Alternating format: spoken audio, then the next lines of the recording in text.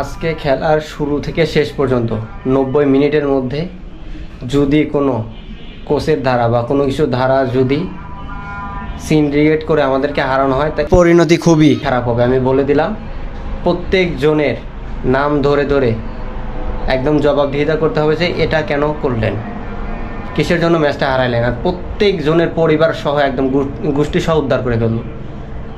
বিশেষ করে মনা ভাই, শামীম আহমেদ ভাই, আপনারা রিকোয়েস্ট করা হলো, আর নিয়ন ভাই, আপনারা 2-3 জন আছেন যারা হচ্ছে এগুলো ফুটবল নিয়ে আমাদের বাংলাদেশের সব সাপোর্টারদেরকে বেশি ইমপ্রেস করেন, কথা বলেন, ভালো ভালো কথা বলেন, যার কারণে আপনাদেরকে ভালো লাগে। আপনারা ওদের গোষ্ঠী সহ উদ্ধার করে দিবেন। আমি সাধারণ জনগণ হিসেবে আমি ওদেরকে একদম তালু থেকে মাথা পর্যন্ত একদম গালি দিয়ে একদম শেষ করে দেবো। আমি বলে দিলাম, এমন গালি দিব ভাই, কোনো সিন্ডিকেটের কারণে যদি আজকের এই ম্যাচটা আমরা কোনো কারণে হারছি, আর যখন যে প্লেয়ারকে নামানো দরকার ওই পজিশনে ওই প্লেয়ারকে, বেস্ট প্লেয়ারকে নামাবেন। কে 10 মিনিট খেলতে পারলো, 90 মিনিট খেলতে পারলো, এটা দেখার বিষয় না। আমি মনে করি প্রত্যেকটা প্লেয়ারই 90 মিনিট খেলার যোগ্যতা অর্জন করছে, বিধায় সে জাতীয় দলে ঢুকছে।